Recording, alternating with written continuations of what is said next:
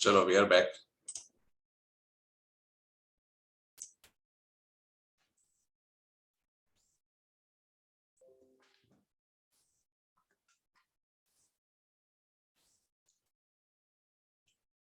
दिख रहा है ना आपको? ऑडियो वीडियो क्लियर है? एक बार कंफर्म कर दो फिर हम स्टार्ट करते हैं, ठीक है?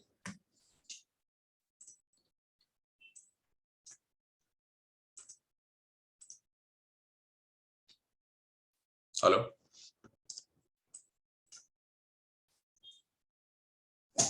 करें start?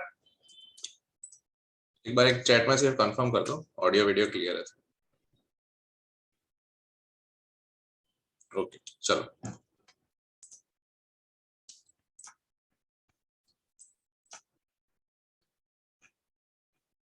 Test your understanding number 3, ठीक है? इसमें उसने दो पार्ट ऑफ ट्रांजैक्शंस दिए जो हमें समझना है।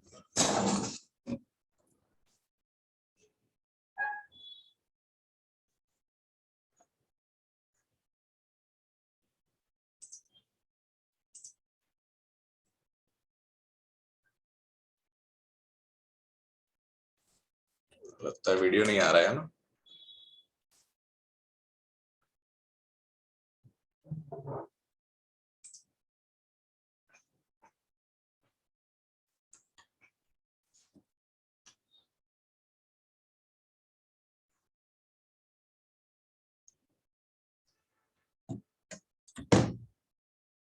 एनीवे ऑडियो तो आ रहा है ना? मेरे स्क्रीन पे मेरा वीडियो फ्रीज हो गया है। ओके तो चलेगा, वीडियो तो नहीं आएगा तो भी कोई बात नहीं, हम स्क्रीन शेयर हो रहा है तो उसी पे चालू रखते हैं, ठीक है? चलो स्टार्ट। जॉर्ज, हम यहाँ पे कौन है? जॉर्ज, ठीक है? ओज अ सप्लायर हर्बी $2000। ओज यानी हमें उसको पैसा देना है, ठीक है? वो हमारा सप्लायर है हर्बी। कितना देना है हमें? $2000। एंड इज ओड यानी हमें भी कोई देने वाला है, कितना? $3400, ठीक है? वो हमारा कस्टमर है, ठीक है? तो हम कौन है? जॉर्ज। तो हमारा सप्लायर जो हर्बी है उसे हमें $2000 देना है, जो आउटफ्लो होगा हमारा, और एक 3400 हमारे कस्टमर से हमें लेना है, ठीक है? ओके, यानी दो लेग ऑफ ट्रांजेक्शंस दिए हुए, ठीक है? Next, George offers a cash discount. देखिए हम किसको कैश डिस्काउंट ऑफर कर सकते हैं? हम हमारे कस्टमर को कैश डिस्काउंट दे सकते हैं, ठीक है? यानी जब हम ऑफर करेंगे तो वो क्या है? हमारा एक्सपेंस है, ठीक है? चलो आगे बढ़ते हैं। अगर वो 14 डेज में पे करता है, और हर्बी यानी जो हमारा सप्लायर है उसने क्या किया है? हमको कैश डिस्काउंट ऑफर किया, कितना? 3% for payment within 10 days, ठीक है? तो क्या हुआ आगे? George took advantage of the early settlement discount offered and paid Herbie within 10 days. Okay, एक ट्रांजैक्शन यहाँ पे खत्म हुआ। दूसरा, आयरिस वाला जो हमारा कस्टमर है, Iris was expected to take, यानी हम जो सेलर है तब हमने क्या एक्सपेक्ट किया था कि वो डिस्काउंट लेने वाला है, ठीक है? Was expected to take advantage an early settlement discount offered, ठीक है? So therefore the sales invoice was prepared on that basis. However Iris did not pay within 14 days, और उसने क्या किया? फुल पेमेंट किया। ऑब्वियसली अगर उसने उसको क्रेडिट पीरियड पूरा लिया तो वो फुल पेमेंट करेगा, ठीक है? तो यानी दो दो सिचुएशन हुई। अभी आप हमने जो आगे पढ़ा, अभी जो हमने जो समरी बनाई, उस हिसाब से हमारे में क्या होगा? एक सेलर पॉइंट हो जाएगा और बायर पर्सपेक्टिव दोनों हो जाएगा। क्यों? क्योंकि सेल और परचेस दोनों ट्रांजैक्शन दिए हुए, ठीक है? तो पहला क्या पूछा है उसने कि भाई what ledger entries are required to record the payment by George to Herbie. George to Herbie यानी यहाँ पे हम कौन है? ठीक है, हर्बी को अगर हम पेमेंट कर रहे हैं यानी हम परचेसर है, राइट? तो अगर हम परचेसर है तो हमारे लिए कौन सा प्रिंसिपल अप्लाई होगा? अगर हम परचेसर है तो हमारे लिए कौन सा प्रिंसिपल अप्लाई होगा? कि हमने जो भी है वो फुल पे रिकॉर्ड किया होगा, ठीक है? बायर क्या करेगा? हमेशा फुल पे रिकॉर्ड करेगा। तो जो 2000 है हमने कैसे रिकॉर्ड किया होगा? Purchase debit 2000 to trade payables, ठीक है? क्योंकि buyer will always recognise on full cost, even if हमें तो पता ही होता है कि हम डिस्काउंट लेने वाले या नहीं लेने वाले, लेकिन फिर भी हमारा कॉस्ट का मेथड क्या है अकाउंटिंग में? ट्रेडिशनल कि कॉस्ट हम हमेशा फुली रिकॉग्नाइज करते हैं। तो हम क्या करेंगे, ये वाला एंट्री तो हो गया है, ठीक है, वो हमको आगे की नेक्स्ट एंट्री पूछ रहा है, लेकिन क्या है, हमें बेस क्लियर होना चाहिए कि भाई हमने ट्रेड पेएबल्स को कितने से खड़ा किया है हमारी बुक्स में। ओके, तो फिर आगे क्या होगा, फिर हमने क्या किया, जॉर्ज टुक द एडवांटेज। देखो हमने डिस्काउंट लिया है, ठीक है, अभी डिस्काउंट कितना है, तो कौन सा देखना है, ये ध्यान रखना, जॉर्ज ऑफर्स वाला 2.5 मत ले लेना। यहाँ पे सिर्फ एक ही गलती हो सकती है, हमने डिस्काउंट रेट दूसरे का दूसरे में लगा दिया तो, ठीक है। तो यहाँ पे हमें कौन सा डिस्काउंट रेट लेना है, जो हमें हरबी ने ऑफर किया था 3%। 2000 का 3% क्या होगा, 6, यानी क्या होगा कि हम उसको 2060, सॉरी 6 नहीं 60 होगा, तो 2000 का क्या होगा, हम उसको 2000 पेमेंट नहीं करेंगे, हम उसको 60 लेस पे करेंगे, ठीक है। तो सबसे पहले क्या है, ट्रेड पेएबल जो हमने बुक किया हुआ है उसको तो क्लोज करना ही है हमें, तो ट्रेड पेएबल डेबिट हो जाएगा 2000, और हम उसको कैश कितना देने वाले हैं, टू कैश 1940। तो ये जो बैलेंसिंग है वो क्या हो गया, हमारा इनकम हो गया, क्योंकि हमने 2000 की चीज के लिए कितना पे किया, 1940।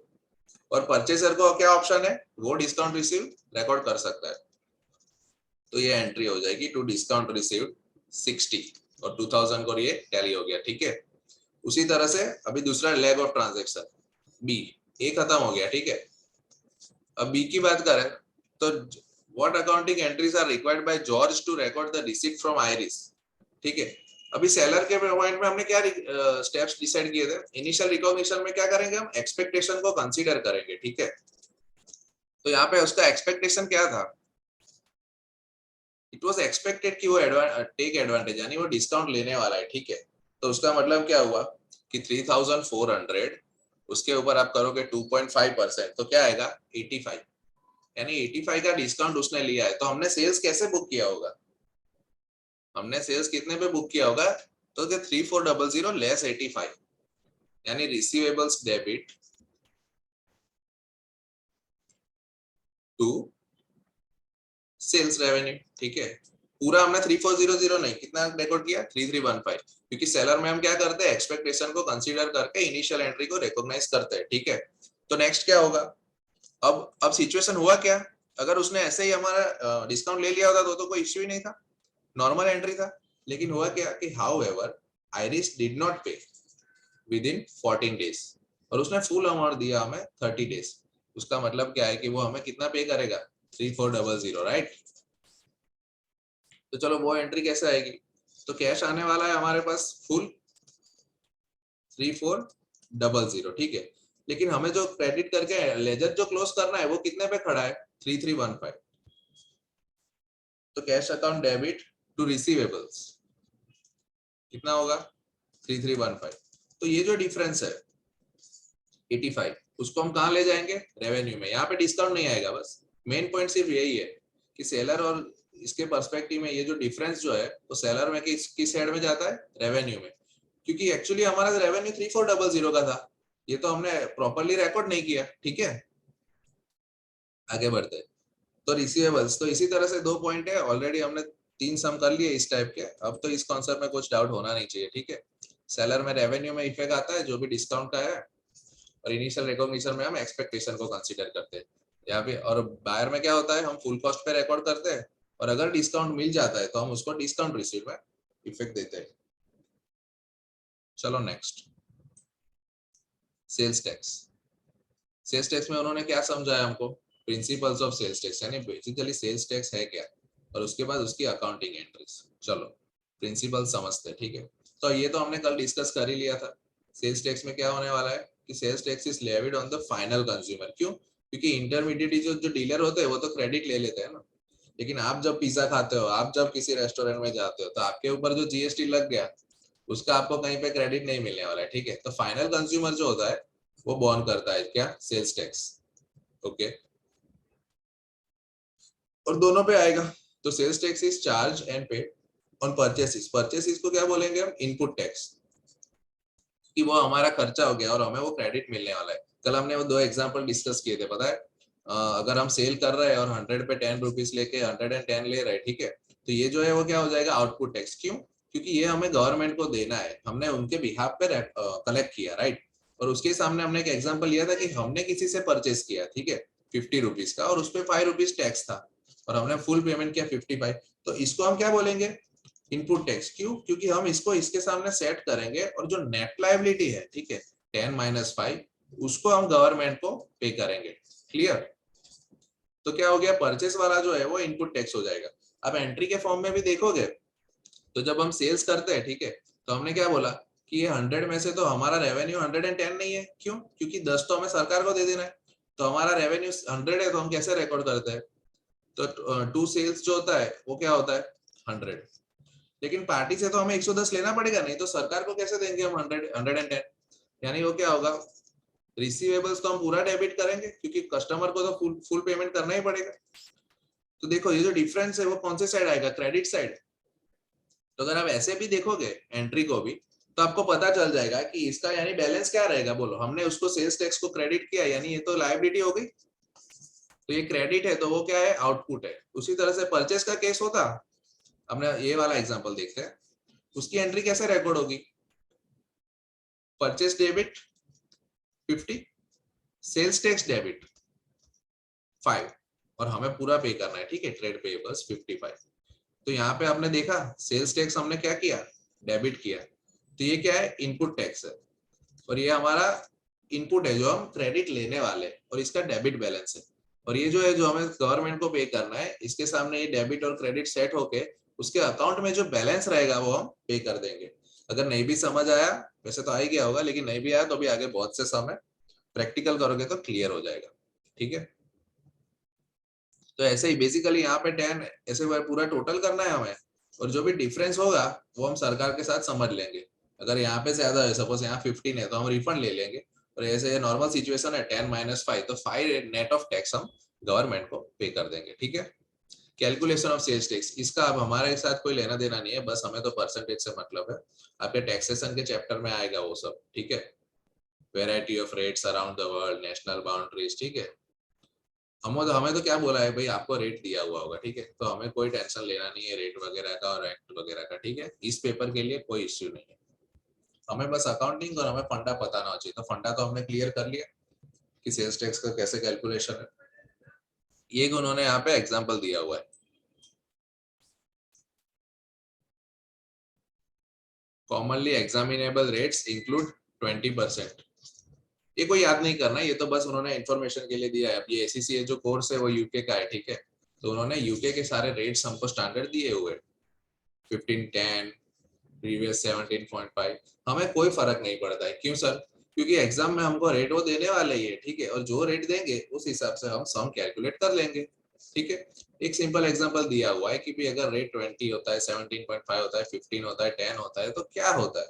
तो ये तो हमारा नेट सेलिंग प्राइस हो गया, उसके ऊपर ये ऐड होता है। ठीक है, तो हमारा जो ग्रॉस है जो हम कस्टमर से लेने वाले हैं वो कितना हो जाता है, तो इतना 120, 117.5, 115%, 110%। सिंपल सिंपल मैथ्स, बस ऐड किया हमने टैक्स।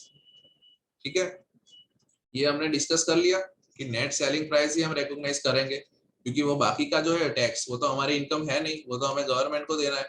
ठीक है, gross selling price is charge from the customer, भाई कस्टमर से तो पूरा लेंगे ना, नहीं तो वो 10 रुपए भरेगा कौन, राइट। तो ग्रॉस सेलिंग प्राइस कस्टमर में रिकॉर्ड करेंगे, और फिर क्या बोल रहा है ये जो डिफरेंस आया वो क्या है, tax collected on behalf of the tax authority. ठीक है, which should be paid to it, जो हम मंथ या जो भी पीरियड रेलेवेंट है उसके एंड पे कैलकुलेट करके पे कर देंगे। ठीक है,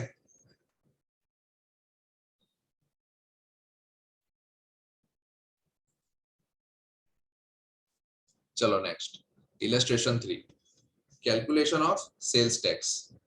Orlando sales the following goods. अब ये इंक्लूसिव और एक्सक्लूसिव का कॉन्सेप्ट तो आपको पता है ना। अगर ये इंक्लूसिव है और उसने टैक्स रेट क्या दिया 17.5%, यानी इसमें 17.5% आ गया है, तो आप क्या करोगे, डिवाइड बाय 117.5% करोगे तो उसका एक्चुअल वैल्यू आ जाएगा। ठीक है, सिंपल मैथ्स। अगर वो इंक्लूसिव प्राइस है तो उसके ऊपर ही नहीं लगा देना है, पहले हम बेसिक वैल्यू पे आएंगे। ठीक है, तो डिवाइड बाय 117.5% करोगे तो आपका आंसर आ जाएगा 400, और उसके ऊपर 17.5% लेना है, क्योंकि ये तो इंक्लूसिव दिया हुआ था। ठीक है, तो 400 के ऊपर 17.5 कितना होगा, तो 70, ठीक है। अब यहाँ पे देखो कि इसमें इंक्लूसिव एक्सक्लूसिव का ध्यान रखना है सेल्स टैक्स में, बाकी तो कुछ है नहीं, ठीक है। ये दे दिया उसने एक्सक्लूसिव, यानी हम डायरेक्टली इसके ऊपर परसेंटेज लगा देंगे, राइट। 17.5%, तो क्या आ जाएगा आंसर 122.5। ये दोनों का टोटल आएगा, क्योंकि उसने क्या पूछा है कि how much sales tax is collected, तो दोनों सेल्स है, ठीक है। देखो तो ये दोनों का टोटल आ जाएगा 192.5, ये देखो $70 प्लस 122.5, ये डिवाइड बाय 117.5% वाला कॉन्सेप्ट तो आपको क्लियर ही होगा। लेकिन बाय चांस ना आए एग्जाम में या कोई भी आपको कंफ्यूजन होता हो, तो सिंपल अपना वो क्रॉस मल्टीप्लिकेशन मेथड यूज कर देने का, ठीक है। कि भाई अगर 100 के ऊपर 17.5 टैक्स होता है, तो ग्रॉस क्या हो जाता है 117.5।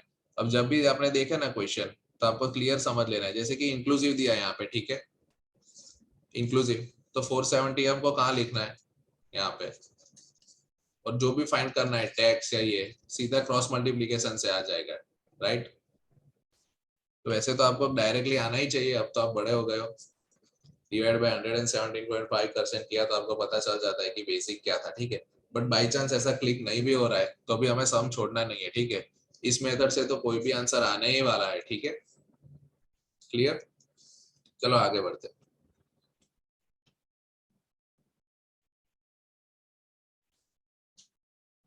Test your understanding 4।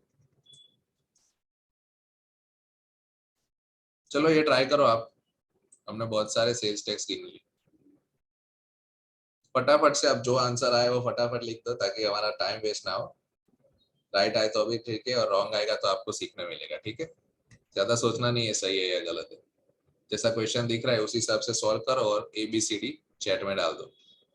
सॉल्व तो हम कर ही रहे, बट आप एक बार ट्राई करो अपने आप से।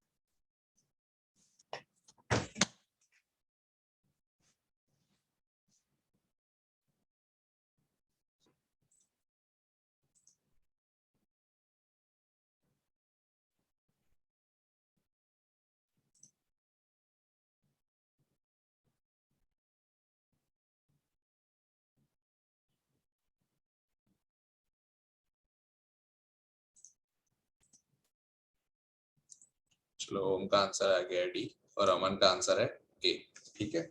तो ओम छोटी सी गलती हो गई ऐसा लगता है, अमन का आंसर राइट है, A आएगा। चलो देख लेते कैसे, ठीक है। चलो पहले तो हमें क्या देखना है, क्वेश्चन क्या पूछा है, what amount of sales tax is ultimately payable, okay. Okay चलो आगे बढ़ते। लोरेंसो क्या किया इसने, परचेस किया है 17240 पे, ओके, इंक्लूडिंग सेल्स टैक्स, ये क्या है इंक्लूडिंग है, ओके। और दूसरा क्या है, सेल किया है, चलो ओके, और रेट दिया हुआ है, यानी तीन इंफॉर्मेशन है, एक परचेस ट्रांजैक्शन है, एक सेल ट्रांजैक्शन है, इंक्लूडिंग सेल्स टैक्स वाली फिगर दी हुई है, और आपको रेट दिया हुआ है, ठीक है। तो सबसे पहले परचेस वाले पे अटैक करते हैं। रेट 20 है और ये इंक्लूसिव है, यानी ये क्या हो गया, ये 120% है।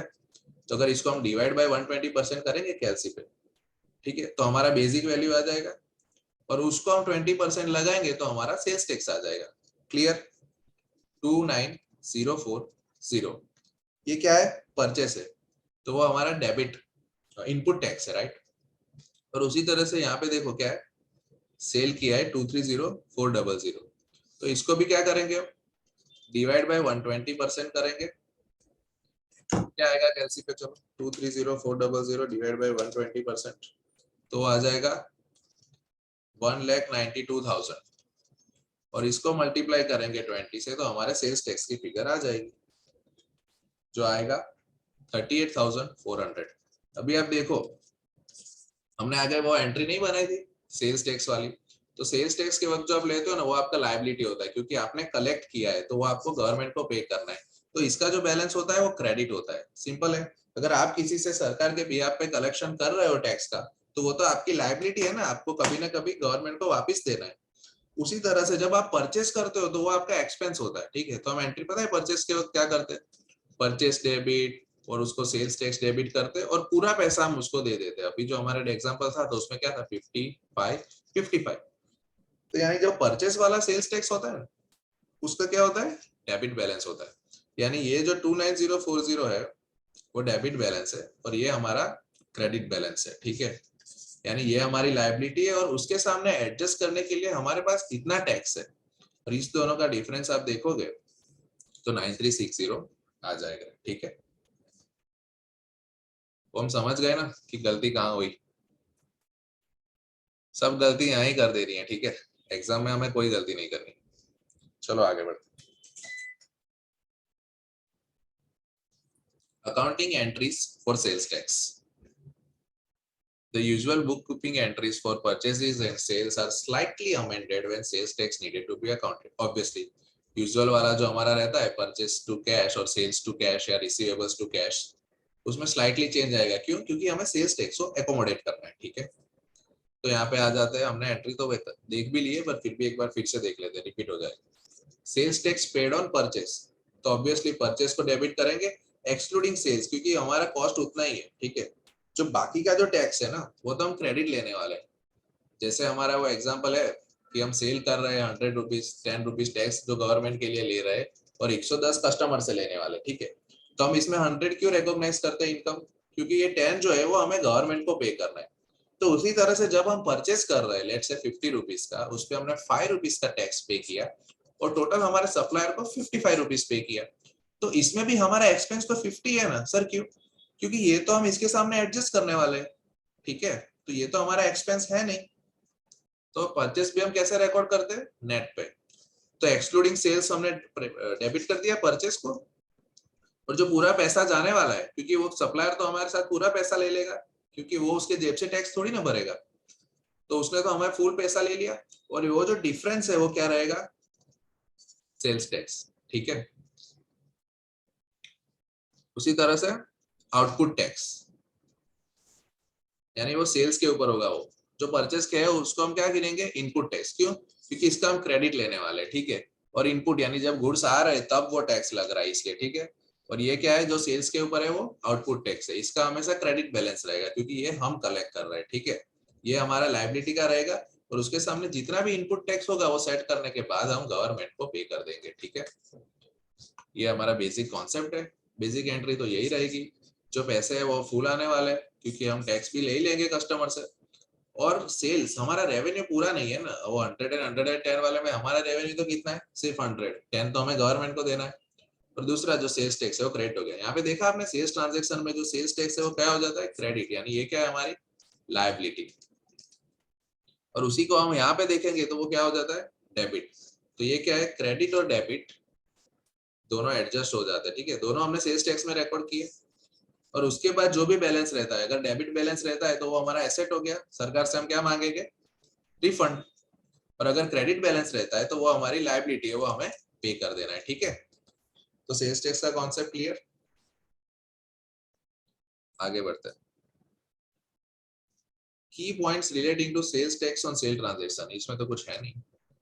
The sales account may not include sales tax because it is not income. It will be paid to tax authority. और क्रेडिट और कैश सेल में आपको स्प्लिट कर देना है नेट सेल वैल्यू और सेल्स टैक्स को, पता है हमें।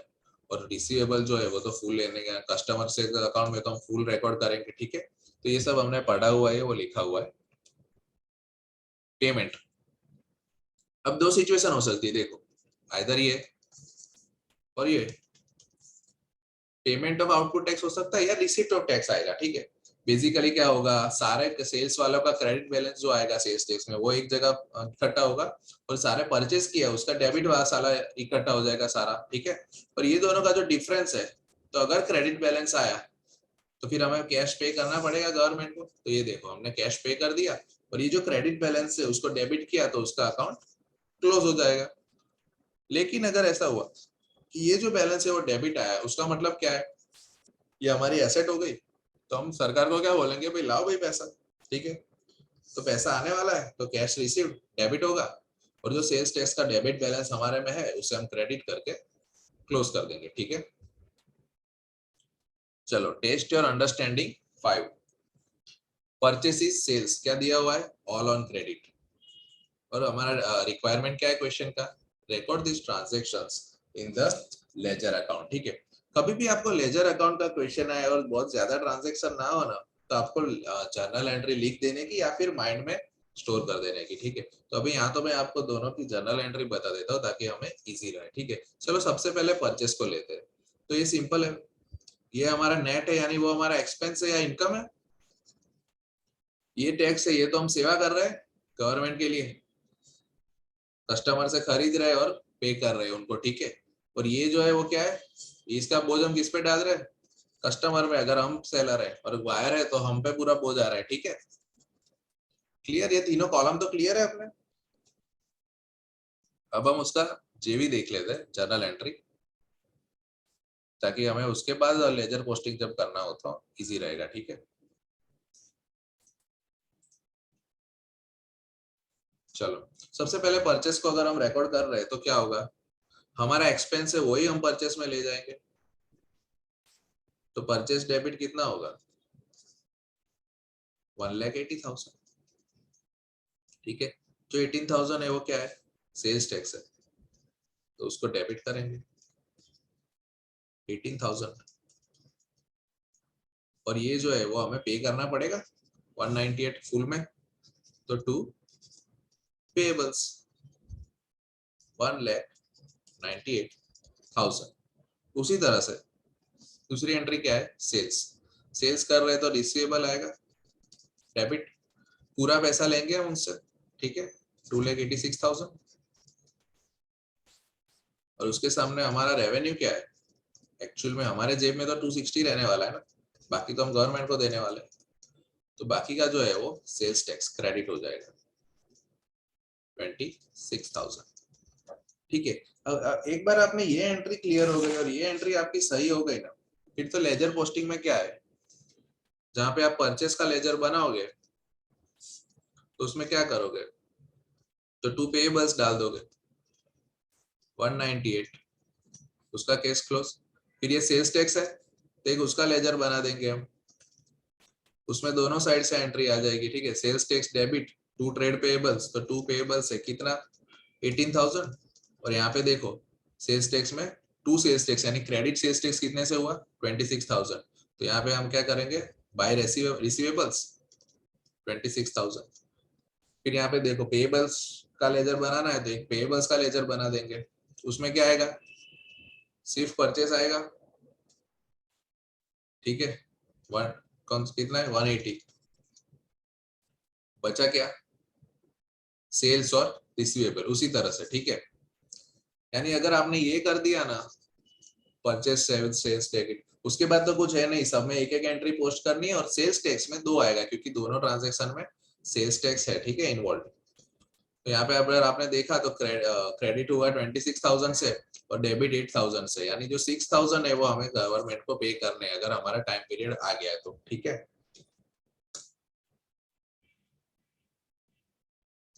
टेस्ट योर अंडरस्टैंडिंग 5 का अगर आपको सॉल्यूशन देखना हो तो सिंपल वैसे ही देखा, सेल्स आएगा तो एक ही एंट्री आएगी रिसीवेबल 260, फिर परचेस है तो 180, यानी हमें वो क्या है एंट्री के हिसाब से जो जो लेजर आए ना उसका दो दो इफेक्ट दो दोगे तो आंसर हो जाएगा। रिसीवेबल्स में सेल्स डाल दिया, पेबल्स में खाली सेल्स टैक्स है जहाँ पे दो एंट्री आती है 18 26, हाँ मैंने वहाँ पे 6 लिख दिया था ना, 8,000 आएगा, ठीक है। तो लेजर पोस्टिंग तो इतना कुछ हार्ड नहीं है, आपको जर्नल एंट्री लिख देनी है और उसके हिसाब से जो जो अकाउंट आपने डेबिट या क्रेडिट किए उसकी दो दो इफेक्ट दे देनी है, ठीक है। तो टेस्ट योर अंडरस्टैंडिंग 5 हमारा हो गया, 6 पे आता है।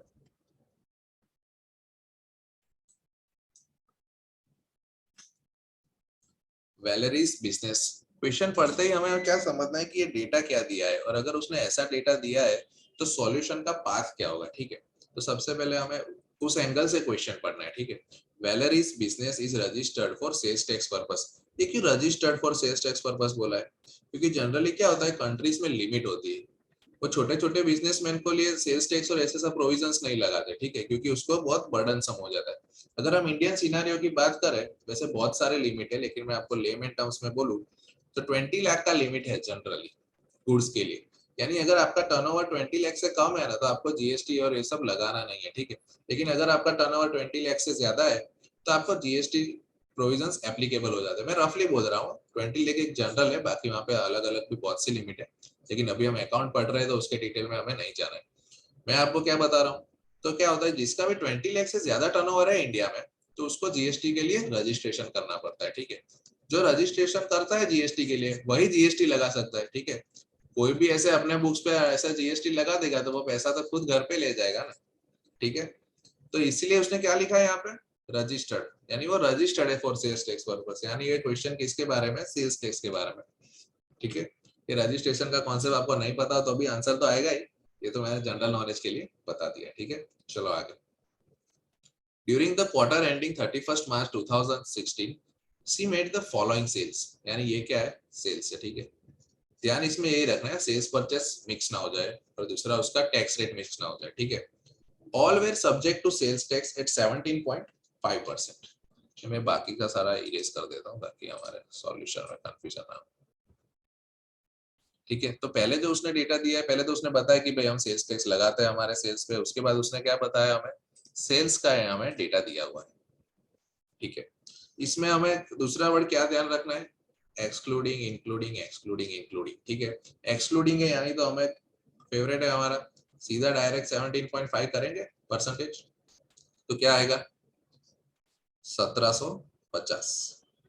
इसने इंक्लूडिंग लिखा, यानी इसमें हमें एक स्टेप आगे बढ़ना पड़ेगा। पहले तो ये जो है उसको डिवाइड बाय 117.5% करेंगे, तो क्या होगा, हम 100% पे पहुंचेंगे और उसके ऊपर हम 17.5% का रेट लगाएंगे, तो क्या आ जाएगा 1102।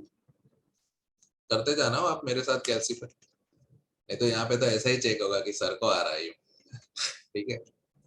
चलो, एक्सक्लूडिंग है तो डायरेक्ट 17.5%, क्या आएगा 1180।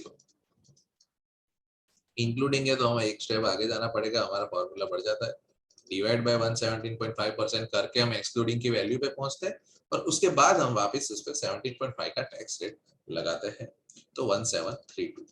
ये सब का टोटल करेंगे तो क्या आएगा 5764, ठीक है। एक रफली मैं आइडिया देने के लिए, जब सेल्स हम रिकॉर्ड करते हैं तो क्या करते हैं, रिसीवेबल को डेबिट करते हैं to sales, to sales tax, यही होता है ना। तो टू सेल्स टैक्स किया यानी हमने क्या किया, क्रेडिट किया, यानी ये जो टोटल है वो हमारा क्या है, क्रेडिट बैलेंस है, ठीक है। उसी तरह से ये परचेसेस दिए हुए, ठीक है। तो परचेसेस में क्या एंट्री रहती है हमारी, परचेस को डेबिट करते हैं हम, सेल्स टैक्स को डेबिट करते हैं और पूरा पैसा हम सप्लायर को दे देते हैं टू पेएबल्स, यानी यहाँ जो टोटल आएगा उसका बैलेंस क्या होगा, डेबिट। क्लियर। इसमें भी 17.5 है, परचेसेस की बात हो रही है, तो यहाँ पे भी हमें क्या ध्यान रखना है, एक्सक्लूडिंग, इंक्लूडिंग, इंक्लूडिंग, ठीक है। एक्सक्लूडिंग है तो हम सीधा उस पर रेट लगा देंगे 17.5%, वो जो आ जाएगा 2625। अब ये सारे के सारे बाकी के इंक्लूडिंग है, ठीक है। तो हमें वही फॉर्मूला फॉलो करना पड़ेगा, डिवाइड बाय 117.5% इंटू 17.5%, जो आ जाएगा 1855। सेम यहाँ पे रिपीट, सेम यहाँ पे रिपीट, ठीक है। तो हमारा फिगर्स आ जाएगा 1689 और 1470। इसका टोटल क्या होगा 7639, ठीक है।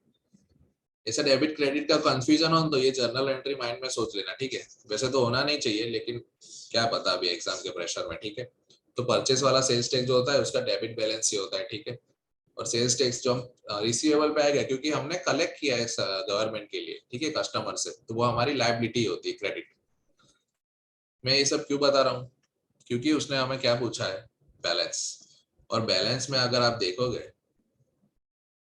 इसका डिफरेंस क्या आया 1875। तो चलो आपको ये तो पता ही चल जाएगा कि ये तो गलत है, लेकिन डेबिट है या क्रेडिट, उसके लिए हमें जरूरी था कि हम क्रेडिट और डेबिट को समझे, ठीक है। यानी जब हम सेल्स करते हैं ना, वो वाला ये हमारा आउटपुट टैक्स है और उसे हम लायबिलिटी बोलते हैं, उसका क्रेडिट बैलेंस होता है, ठीक है। तो यहाँ पे आप देखोगे तो हमें जो गवर्नमेंट को पे के लिए करने के लिए जो हमने कलेक्ट किया है वो कितना है 5764, लेकिन हमने सामने पे कितना कर दिया है टैक्स सप्लायर्स को 7639। यानी क्रेडिट से डेबिट बढ़ा है तो ये बैलेंस कौन सा होने वाला है, डेबिट बैलेंस, ठीक है। तो ये भी गलत है, 1875 1875 इज द करेक्ट आंसर, ठीक है। ये सब में कोई डाउट?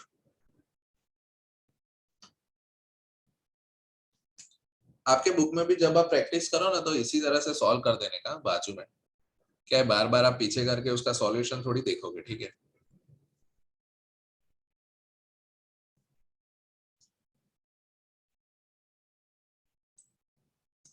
क्लियर हो गया ना वो सब? वैसे तो इसमें कुछ कॉम्प्लेक्स नहीं है, बट थोड़ा कैलकुलेशन लंबा था।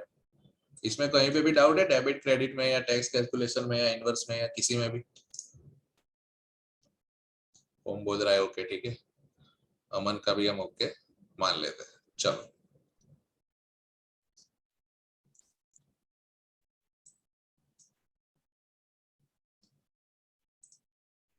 No doubt. Sales tax in day book, अभी तक हमने क्या इंडिविजुअली ट्रांजेक्शंस को हम समझ रहे थे, ठीक है। अब वो क्या लेकर आए, डे बुक। चलो वो भी देख लेते हैं क्या बोलना चाहता है वो। If entity is registered for sales tax, registration का तो मैंने आपको कॉन्सेप्ट समझा।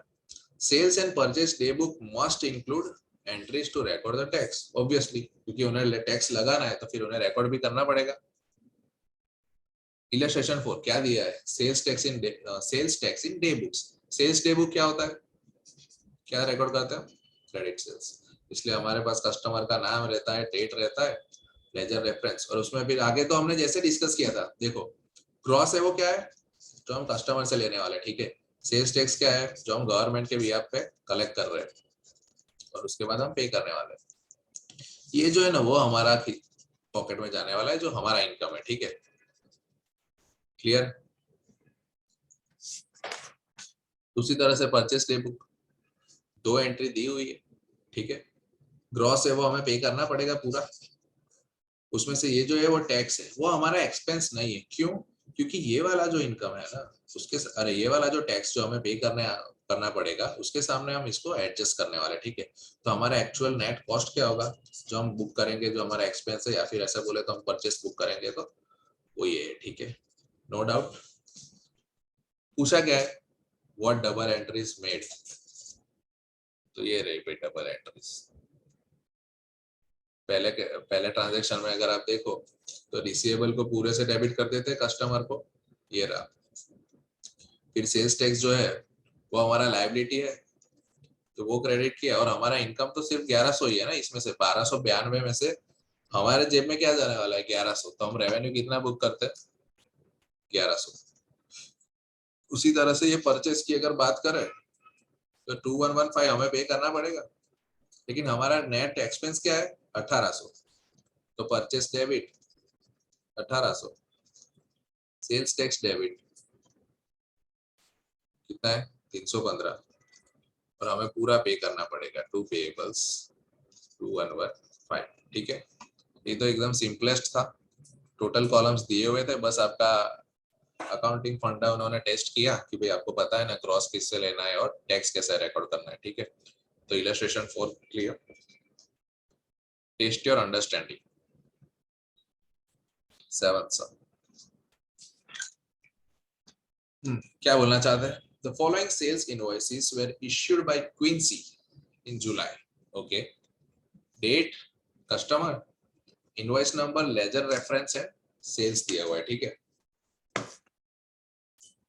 उसके बाद नीचे क्या लिखा हुआ है, इंक्लूडिंग और एक्सक्लूडिंग। ये वाले चैप्टर में अब बस ये लोग इंक्लूडिंग एक्सक्लूडिंग का गेम खेलेंगे हमारे साथ, ठीक है।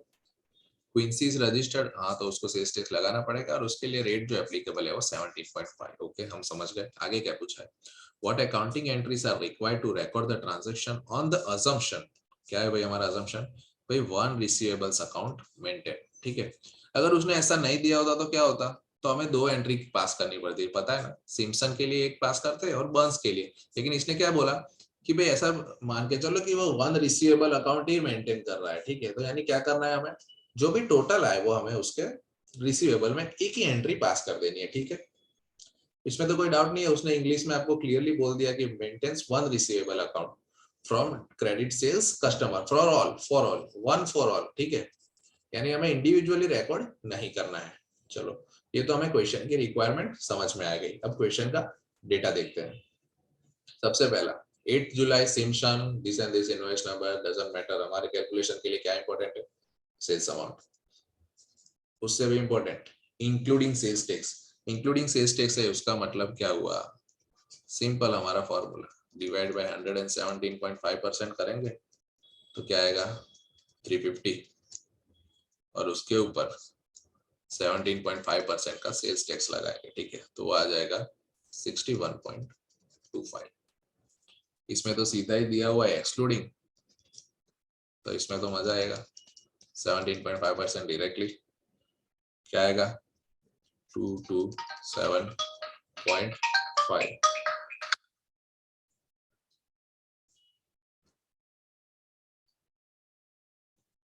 ठीक है।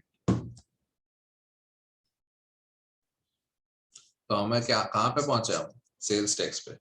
दोनों का टोटल करोगे तो सेल्स टैक्स क्या आएगा 227.5 प्लस 61.25 288.75। अभी ऐसे अगर एमसीक्यू क्वेश्चंस हो ना तो पूरा सम सॉल्व करने से पहले एक बार यहाँ रुक जाने का, ठीक है। क्यों सर, भाई टाइम का भी तो इश्यू रहेगा। कैसा लगेगा अगर आपको आता है और अगर क्वेश्चन छूट गया तो ऐसे सारे एमसीक्यू क्वेश्चंस हो ना जिसमें दो हाफ में डेटा हो। तो जैसे मैंने सेल्स टैक्स गिन लिया, ठीक है, और 288 आ गया, तो हमें एंट्रीज देख के पता चल जाएगा ना कि अगर सेल्स टैक्स का ऑप्शन 288 है ही नहीं तो कहने का मतलब क्या है कि ये देख के ही हमें पता चलता है कि भाई ए तो गलत है, बी भी गलत है, ये राइट हो सकता है, ये राइट हो सकता है, लेकिन हम यहाँ फंस गए।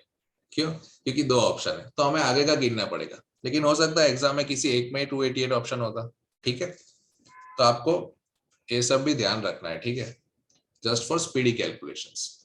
यानी अब हमको सेल्स गिनना पड़ेगा। वैसे तो ये एंट्री देख के भी आपको पता चल जाएगा कि सेल्स वाले ट्रांजैक्शन में सेल्स टैक्स डेबिट नहीं होता है, ठीक है। तो अपना फंडामेंटल अगर स्ट्रॉन्ग है तो आपका एक ही सेल्स टैक्स गिनने से ये आंसर आपको आ जाएगा, राइट। तो जो स्टूडेंट्स अगर पूरा सम कैलकुलेट करने में टाइम लेंगे उतना टाइम आपका नहीं जाएगा। लेकिन फिर भी अगर कोई डाउट है तो सिंपल सी बात है, यहाँ पे 350 जो हमने सेल्स फिगर लाए और यहाँ पे सेल्स फिगर 1300 है। 1300 प्लस 350 यानी 1650 जिसका सेल है वही ट्रांजेक्शन सही है, ठीक है। तो ये वाला गलत हो गया। इधर वे हम आंसर पे पहुंच जाने वाले ही है क्योंकि हमारे कॉन्सेप्ट्स क्लियर है। चैप्टर समरी हमने पूरा चैप्टर ही डिटेल में पढ़ लिया, समरी देख के क्या करेंगे। तो यहाँ पे हमारा चैप्टर नंबर 5 खत्म होता है। नेक्स्ट चैप्टर स्टार्ट करते हैं, इन्वेंट्री।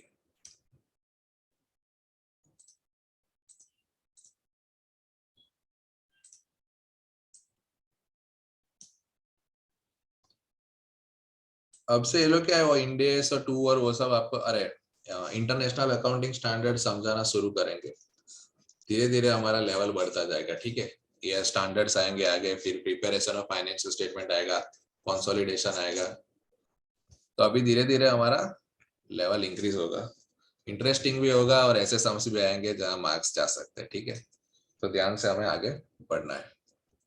बेसिकली ये उन्होंने समरी बता दिया है कि भाई वैल्यूएशन करने के लिए जो जो हम पता है सेकंड या उस फर्स्ट चैप्टर में था वो आईएफआरएस, फिर उसने इंटरनेशनल अकाउंटिंग स्टैंडर्ड्स बॉडी बनाई थी ताकि वो पूरा अकाउंटिंग स्टैंडर्ड बना सके। उसको फिर उसको डेवलप भी करना था और दूसरे कंट्रीज एडॉप्ट करे, ये भी उसको ध्यान रखना था। ये सब हमने थियोरी में पढ़ा था, पता है।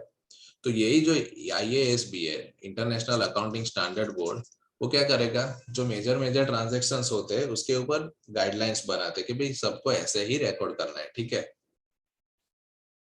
तो क्या होगा, तो उन लोगों ने जो स्टैंडर्ड्स बनाते, आपने भी बीकॉम में पढ़ा होगा, पता है, AS2 inventories, AS1 preparation of financial statements, वो सब क्या है इंडिया के अकाउंटिंग स्टैंडर्ड। तो हम उसको इंडिया के ही है तो AS ही बोलते हैं, ठीक है, जो पहले हमने बनाए थे। अभी ये इंटरनेशनल अकाउंटिंग स्टैंडर्ड बोर्ड बनाएगा तो उसे क्या बोलेंगे, इंटरनेशनल अकाउंटिंग स्टैंडर्ड, ठीक है। तो वो क्या है, IAS 2, यानी ऐसे वो नंबर्स देगा सारे अलग अलग ट्रांजेक्शन के। यानी उसने इन्वेंट्री के लिए IFRS ने, जो Indian international accounting standard board है, उसने IAS 2 बनाया है इन्वेंट्री के लिए। उसके लिए उसने अंदर सारे सेट ऑफ रूल्स रखे कि भाई इन्वेंट्री का अकाउंटिंग कैसे करना है, ठीक है। तो वही हम पढ़ने वाले हैं चैप्टर नंबर 6 में, इन्वेंट्री के बारे में।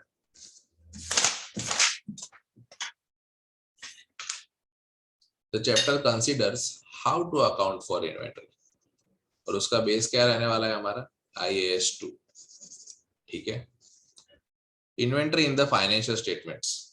Inventory is only recorded in the ledger accounts at the end of the accounting period. क्या बोल रहे हैं कि जो इन्वेंट्री का ट्रांजैक्शन है ना, वो तो पूरे साल के एंड में ही हम रिकॉर्ड करते हैं। क्या बात कर रहे हो? During the year the relevant sales are recorded, but increase and decrease is ignored. The movement is only considered on annual basis. In this way, business can calculate exactly how much inventory it has used in the year to calculate cost of sales. Basically, ये क्या बोल रहा है कि जो inventory है ना, inventory closing stock, उसको हम कब रिकॉर्ड करते हैं, एट द ईयर एंड। तो ये बात आपको पता तो है, बस आपने सिर्फ फोकस नहीं किया। क्यों? कि आपने देखा होगा, तो हम सारी अभी तक जो एंट्री करते थे तो क्या होती है जनरल, कोई कैपिटल लाया तो cash debit to capital, purchase sale होता है तो हम क्या करते हैं, purchase debit to cash, purchase हो तो कैश, या फिर क्रेडिट हो तो पेएबल्स। उसी तरह से सेल्स हो तो कैश सेल हो तो कैश अकाउंट डेबिट होता है, या फिर रिसीवेबल डेबिट होता है, और सामने हम सेल्स को क्रेडिट करते थे, ठीक है। तो पूरे साल हम यही करेंगे, sale purchase sale purchase sale purchase, ठीक है। तो फिर इन्वेंट्री के लेजर में बैलेंस कैसे आएगा, बोलो। तो बेसिकली क्या होता है, अकाउंटिंग में हम क्या करते हैं कि जो भी हमारा रिपोर्टिंग डेट होता है, ठीक है, फॉर एग्जांपल इंडिया में 31 मार्च रहता है, तो 31 मार्च के हम स्टॉक रिकॉर्ड में देख के फिर पूरा कैलकुलेशन करते हैं कि भाई उस डेट पे कितना इन्वेंट्री है। लेट्स से 45 केजी का ये है, 50 केजी का ये है, एवरीथिंग मिला के चले 1 लाख का स्टॉक है, ठीक है। तो उस दिन हम जो ये इन्वेंट्री है ना, उसको बुक्स में लाते हैं, ठीक है। आपने अगर फॉर्मेट देखा हो P&L का, तो क्या होता है, ओपनिंग होता है वो तो लास्ट ईयर से कैरी फॉरवर्ड होता है, यहाँ पे परचेस होता है, यहाँ पे सेल्स होता है।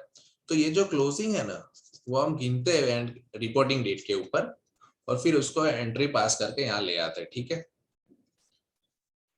अभी सिर्फ इतना ही समझना है कि इन्वेंट्री हम लास्ट में गिनते हैं, ठीक है, पूरा परचेस से रिकॉर्ड करने के बाद, और यहाँ पे लास्ट में गिनते हैं, वही नेक्स्ट ईयर ओपनिंग आ जाता है, ठीक है। तो ये कैसे आया वो तो पता चल गया।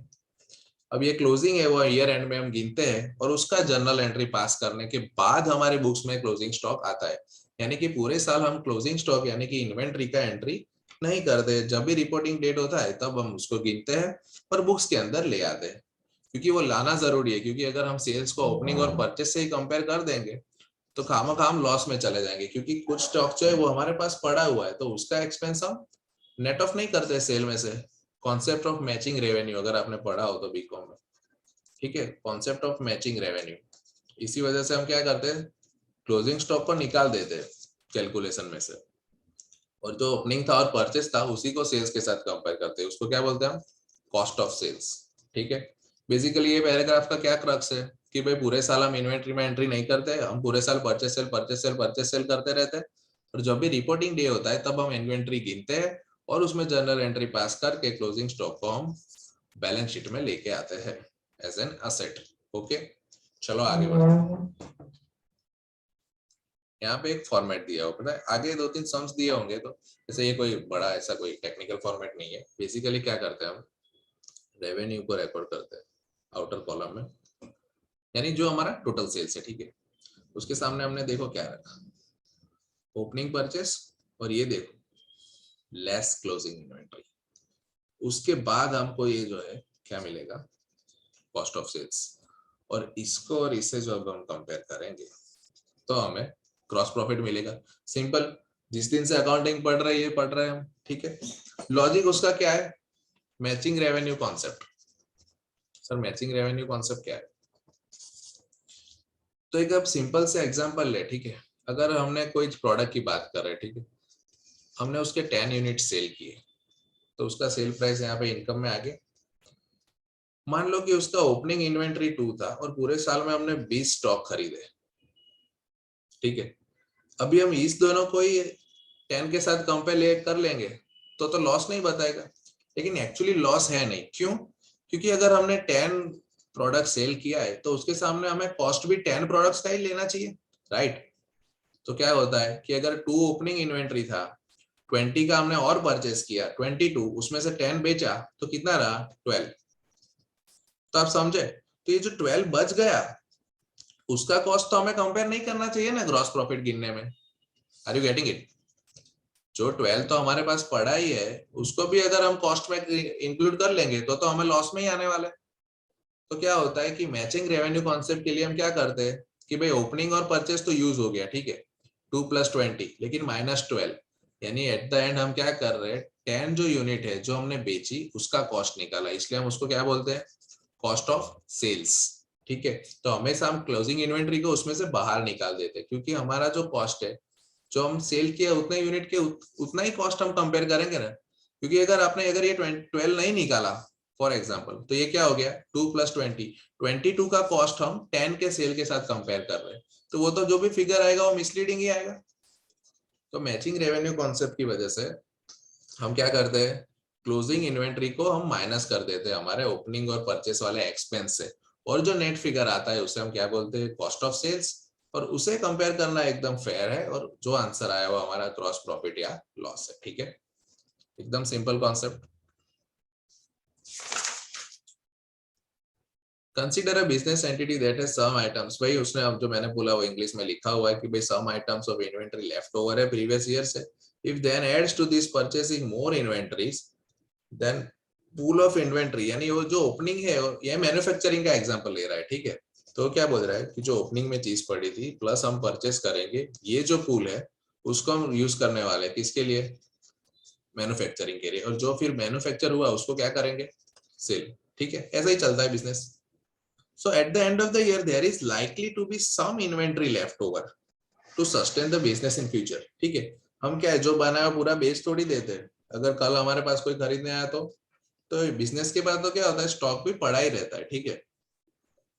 तो ईयर एंड में कुछ ना कुछ तो बचा रहेगा, उसकी बात हो रही है। So when calculating gross profit we match the revenue generated from sales of goods in year with the cost of manufacturing those goods, ठीक है। अगर हम क्लोजिंग स्टॉक को नहीं निकालेंगे तो नहीं होगा, ठीक है। तो ये क्या कह रहा है कि जब जीपी निकाल रहे हैं हम तो रेवेन्यू को हम मैच करते हैं किससे? जो हमने सेल किए उस साल में, किससे? Cost of manufacturing those goods, ठीक है। क्लोजिंग उसमें नहीं आएगा। So you should appreciate that the cost of unused inventories should not be included. Logical? And these costs are carried forward into the next accounting period. जो हमने देखा ना हमारे P&L में क्या होता है, जो ओपनिंग आता है वो कैसे है, वो लास्ट ईयर का जो क्लोजिंग कैरी फॉरवर्ड होता है। तो इसने क्या बोला कि ये वाला जो कॉस्ट है हम कैरी फॉरवर्ड करेंगे नेक्स्ट ईयर में, और नेक्स्ट ईयर में वो सब यूज करके हम मैन्युफैक्चर करके सेल करेंगे, ठीक है। तो पूरा साइकिल तो हमारे में क्लियर है। अभी हम देखते हैं अभी अकाउंटिंग में हम क्या कर रहे हैं, ठीक है। Further explanation, the carrying forward of unused inventories application of matching concept, हमने अभी बात की ना मैचिंग रेवेन्यू, और एक्सटेंशन ऑफ अक्रूवल कॉन्सेप्ट, ठीक है। बस ये तो नॉलेज की बात है, ऐसा कुछ पूछेंगे नहीं। और हमने भी क्लियर कर लिया ना वो मैचिंग कॉन्सेप्ट कि भाई जितने यूनिट्स है उसी के कॉस्ट को हम रेवेन्यू के साथ मैच करेंगे, ठीक है। इसलिए हम क्लोजिंग स्टॉक्स को एक्सक्लूड कर देते हैं। Illustration 1, GP calculation. At the beginning of the financial year, a business has $1500 of inventory. Beginning of financial पर कुछ है, यानी वो क्या है? Opening stock, right? चलो आगे बढ़ते हैं। During the year it purchases, यानी उसने परचेस का अमाउंट भी दे दिया $21,000 and make sales of $25,000, वो भी बढ़िया है। और at the end of the year there are 300,000 goods left, यानी वो क्या हो गया? क्लोजिंग, यानी ओपनिंग क्लोजिंग सेल हमको दे दिया। What is the gross profit for the year, यानी अभी जो हमने ऊपर फॉर्मेट देखा ना वैसे फॉर्मेट में ऐसे सिंपल सा आंसर लिख देना है इसका। जैसे कि अगर हमने वो 2 कॉलम बनाए थे तो यहाँ पे हम बना देते सेल्स कितना दिया है उसने, $25,000। अब मैचिंग रेवेन्यू कॉन्सेप्ट के हिसाब से क्या करेंगे हम, ओपनिंग और परचेस का कॉस्ट इसके सामने सेट करेंगे, लेकिन क्लोजिंग स्टॉक जो है वो हमें निकाल देना है, क्योंकि नहीं तो क्या होगा कि इसका क्लोजिंग स्टॉक का भी उसमें कॉस्ट में चला जाएगा और उसका लॉस हमें मिसलीड करेगा। ठीक है, तो जो हमने सेल किए उसी के हमें कॉस्ट को कंपेयर करना है। ठीक है, तो चलो ओपनिंग तो दिया हुआ है 1500, इसने परचेस यहाँ पे दिया 21,000 और क्लोजिंग क्या बोला 3000। क्लोजिंग हम माइनस करेंगे। ठीक है, पूरे पूरे इन्वेंट्री में हमने यही डिस्कशन किया है, क्लोजिंग हम निकाल देंगे उससे, तो ही हमें उस जो सेल किए दोस गुड्स का कॉस्ट आएगा। ठीक है, तो 1500 और 3000 यानी -1500, 21,000 -1500 यानी 19,500 है। क्या है, हम वर्ड क्या यूज करेंगे इसके लिए, कॉस्ट ऑफ सेल्स, यानी जो सेल किया है ना उस गुड्स का कॉस्ट क्या है, कॉस्ट ऑफ सेल। ठीक है, और उसको हम लेस करेंगे तो क्या आ जाएगा हमारा 25 में से 19,500 यानी 5,500 आ जाएगा। ठीक है, और ये जो क्लोजिंग इन्वेंट्री है 3000 वो कहाँ दिखेगा, हमारा P&L में भी क्लोजिंग स्टॉक में आता है और बैलेंस शीट में वो करंट एसेट में आता है। ठीक है, पता है ना वो तो। चलो हमें पूछा तो जीपी है। ठीक है, तो 5500 हमारा आंसर। तो ये तो इलस्ट्रेशन है, इसलिए नीचे सॉल्यूशन भी दिया हुआ है, देख सकते हो आप। यानी ऐसे आपको फॉर्मेट बना देना है, सेल्स रेवेन्यू आउटर कॉलम में और ये ओपनिंग परचेस और क्लोजिंग को हम लेस करते हैं ताकि हमारा आंसर क्या आएगा, कॉस्ट ऑफ सेल्स, और उस हिसाब से हमारा जीपी आ गया 5500। ये जो हमने डिस्कस किया will appear in statement of financial position as an asset, current assets में हम बैलेंस शीट में उसको बताएंगे। ठीक है, टेस्ट योर अंडरस्टैंडिंग 1। पीटर, हाँ भाई पीटर क्या कर रहा है, Peter buys and sells washing machines, he has been trading for many years, यानी जो किस इंडस्ट्री में ट्रेडिंग कर रहा है वो वॉशिंग मशीन, यानी ये उसके गुड्स है ऐसा हमें बताया गया है। ठीक है, okay. On 1st January, his opening inventory is 30 washing machines which cost 9500। अभी हम उसको नंबर्स को इग्नोर करेंगे क्योंकि क्या करेंगे हम 30 उसको कॉस्ट अगर हमें दिया हुआ ही है तो हमें सब में क्या ध्यान रखना है, ओपनिंग दिया है क्या है 9500। Okay, purchased 65 machines amounting to 150, यानी ये क्या हो गया परचेस। ठीक है, and he has 25 washing machines left in inventory, यानी ये क्या हो गया क्लोजिंग स्टॉक। ठीक है, Peter has sold 70 machines with a sales value of 2,15,000, ये क्या हो गया सेल्स, और ये क्या था ओपनिंग, यानी आपके पास ओपनिंग परचेस क्लोजिंग सेल्स सारा डेटा है।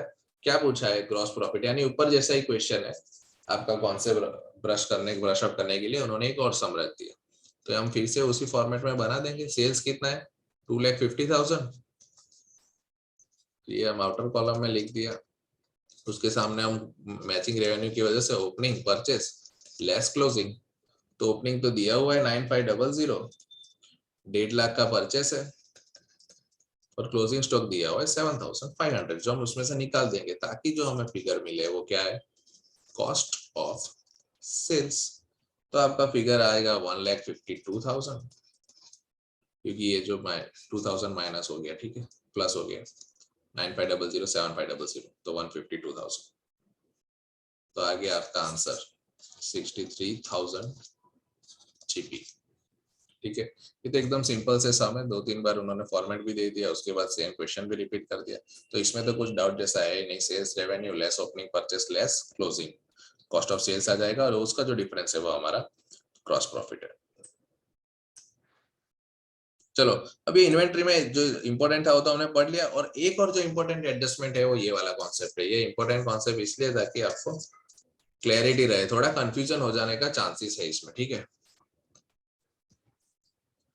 At the year end to basic, यानी एडजस्टमेंट तो बेसिक है पर ध्यान रखना है आपको कि भाई ओपनिंग और क्लोजिंग मिक्सअप ना हो जाए आपसे। ठीक है, तो क्या बोलना चाहता है ये कॉन्सेप्ट, चलो आगे देखते हैं। At the end of the year, two basic adjustments are required to recognize opening and closing inventories in correct place. Inventory brought forward from the previous year is assumed to have been used to generate assets for sale. It must be removed from inventory and recognized as an expense in the year.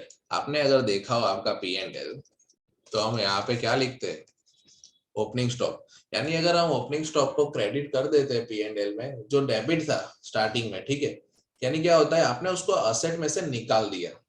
ठीक है, अब समझो ये जो है ना वो भी एक अकाउंट है, तो यहाँ पे अगर हम सेल्स होता है परचेस होता है तो वो तो ट्रेडिंग आइटम है। लेकिन ओपनिंग स्टॉक को हमने यहाँ पे डेबिट किया, उसका मतलब क्या होता है, जो असेट था हमारा लास्ट बैलेंस शीट में, पता है हमारा एसेट में होगा वो करंट एसेट्स।